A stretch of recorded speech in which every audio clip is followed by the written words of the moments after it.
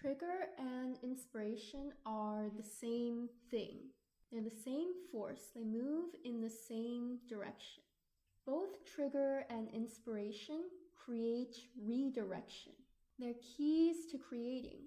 One is a push and one is a pull. Now, when we hear the word trigger, we usually think of trigger words. For example, people getting triggered by vocabulary like gun, rape, curse, murder. Gun, rape, curse words, murder. Or by loud noises or aggressive situations. But what a trigger can also look like, especially creatively, is jealousy or freaking out in a way that even you recognize as off. When something happens and you react with an amount of emotion that surprises even you, maybe anger or fear, or your defense mechanism kicks in. And I don't mean when other people say you overreacted. I mean when you look at it and you're questioning why you reacted this way. When a little voice inside says, I don't know why I did that. The thing is, triggers are not about other people. They're about you. When you're triggered, the curtain is lifted on your internal self, and you can see wounds or desires that were previously hidden to your conscious mind, so long as you're willing to look. So a lot of the time when people get triggered really intensely, that's the point where they start to run from whatever situation or person or media caused the trigger to flare up. They place the blame for their emotional reaction on this external thing because they're not comfortable with looking deeper. Yet a trigger is always a creative redirection, and each push from that leads you toward expansion, especially when you start to see them for the opportunities that they are. A trigger is a window into your internal self. It reveals your blockages, your wounds, your dissatisfactions. A trigger can also look like you having obsessive thoughts about other people. This sort of creative obsession can make you think you have a crush, because why else would we like someone so much? When we have a strong emotional reaction to someone that's not necessarily negative, it's often interpreted as romance in this society. Because why else would you care so much? There's something reflected in them that shows you something within you. We could also call this a creative crush. Sometimes there's something you're afraid to admit you want, something you've repressed. Either way, there's an emotional friction, and it's often not about the other person themselves, but the way we feel about them and why.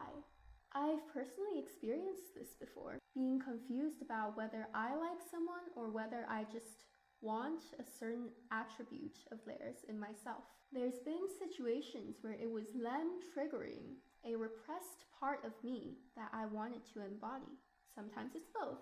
I have a crush and they activate a part of me that I want to be.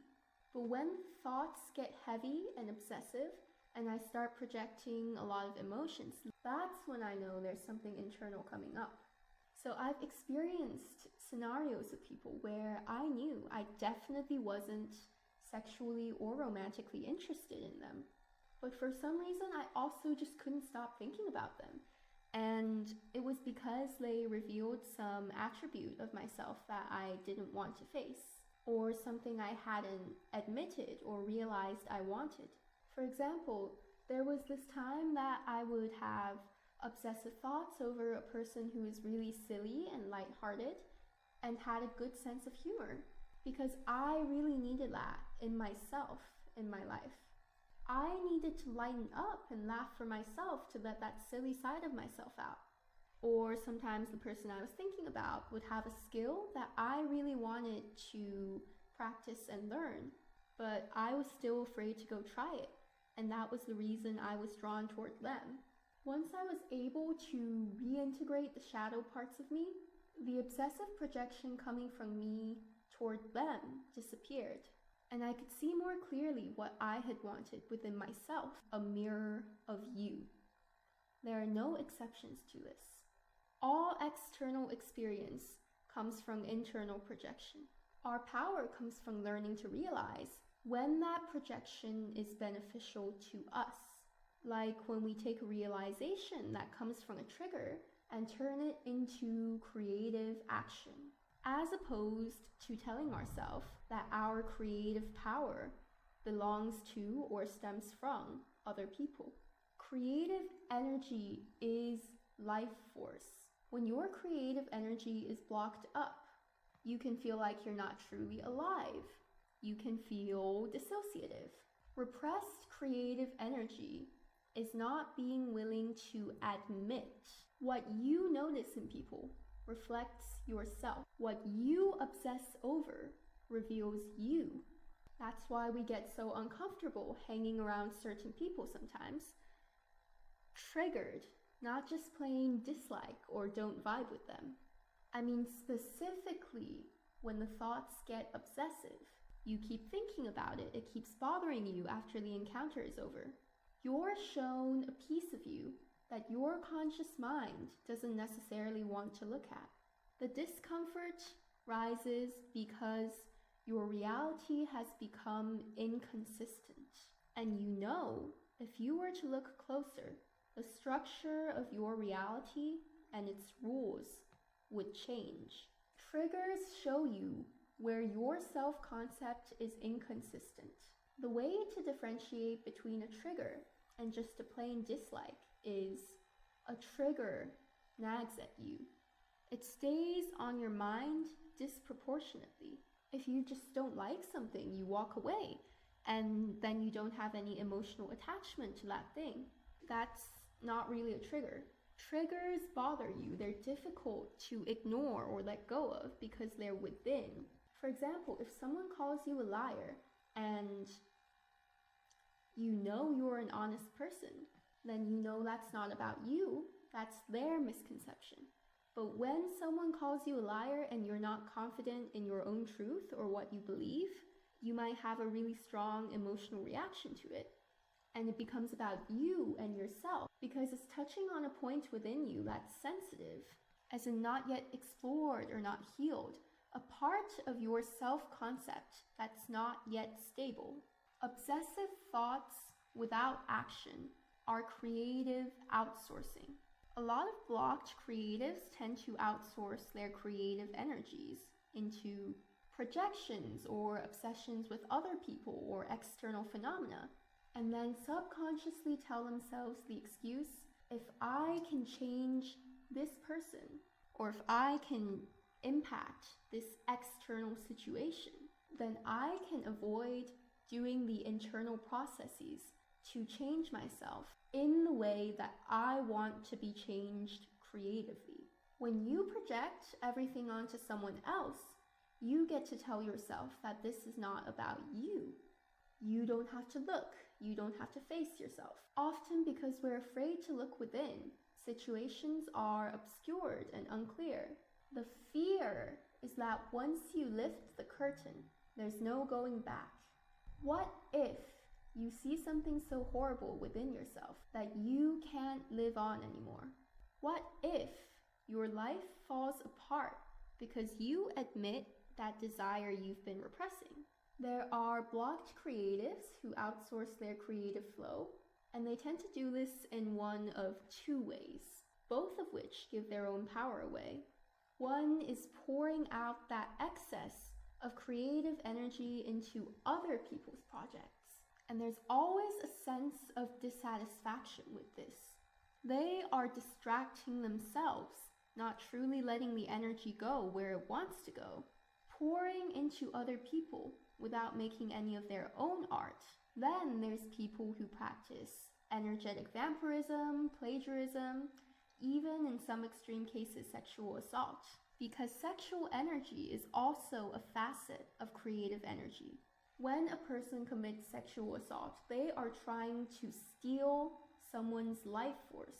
Energy vampires are people trying to steal other people's creative energies because they don't think that they can access their own. They are so cut off from their own sacral and their own life force that they outsource the entirety of their power to other people. Both of these groups of people operate from fear and harm either themselves or someone else. And they have different types of fears. Creative energy sons who keep overgiving to others might fear that they'll get rejected by their community for choosing individualism, or that they'll be too loud, too much, that they won't be important to others anymore if they stop overgiving. There's a million excuses. Energy vampires and thieves fear themselves. They don't want to look within because they're afraid that a self-hatred so powerful will get triggered that they can't live with themselves anymore. They choose parasitism over being honest. Triggers are internal. When you notice yourself projecting a lot, ask yourself, what does that person represent to me? What are their traits you think about the most? Is it having a certain skill, acting a certain way, a personality trait, similar trauma, or similar wound? The key is to compassionately ask yourself and let yourself admit, what is it about this? What do I actually want? Or what really bothers me to my core? Do not fear yourself. Triggers show us how to move. You can use the same thing as an inspiration or a distraction. It all depends on how you see your own power. Everyone projects their reality. If you're using a projection to your advantage, then you might be taking inspired action and learning a skill or writing a poem or making something, some type of creative change. We can do that when we recognize triggers for what they are. Yet we can also use projections and fantasies as distraction. You might be using fantasies as a creative outlet, but not actually making anything from them. If you've got these thoughts and these fantasies looping over and over, just write them down. Let your creative energy somehow translate into reality. Write a song, write a short story.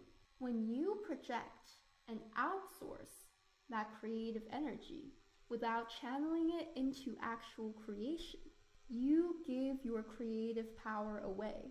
Obsessing over any external thing is outsourcing your creative power to them. In this sort of confusion, just make something, because creative outsourcing is never sustainable. Another person or external force is never going to fix you. They can only be a mirror. If you choose to see each experience, each trigger as a guide, then you will make the moves and shifts that bring you more into creative flow. We can have healthy and unhealthy projections. Choosing to see everything as a guide is a projection that will help you expand and explore your reality without fear. The key is to not fear yourself. I believe by design, humans are makers. Creation cannot be avoided in this life. When we view it from a consciousness perspective, we are all consciousness expanding. And as consciousness in flow, you can picture that on this evolution, there is always a light in front of you and a wall behind you. And the light and the wall move simultaneously at the same pace in the same direction. So there's a push and a pull to expansion. There's a way experience moves. If you keep following the light, the pull to expand, then your back never has to hit the wall. I think in this society, a lot of people tend to wait for the push.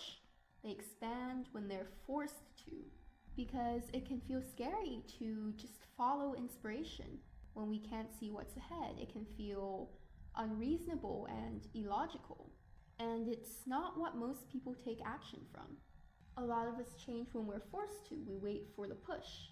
But in the creation process, you're rarely gonna have the full picture of the end before you're there. Triggers are the pushes. They're the walls up against our back. They're forces that can shove us forward if we're willing to listen. And inspiration, hope, they're these pulls. They're the light that draws us forward. But these forces, the push and the pull to expand, the trigger and the inspiration, they're the same thing. They're going the same way. When you look and when you follow where they lead, they will reveal you. Thank you so much for listening and watching. I'm Zoe Morana, and this is Magic Theory 101. If you liked this video, you might also like my book, The Astral Projection Brochure, which is a guide to astral projection, or my blog, The New World Blueprint, where I talk about more stuff like this. I'm going to put some journaling exercises for exploring your triggers down below, so save those for when one comes up. When we have a strong emotional reaction that we can't explain, we tend to cover it with shame or more projection or with someone or something else. But this time, try looking in. It also helps to get your physical body moving, to get your energy in flow. Bye for now. Thanks for tuning in. I'll see you in the next one.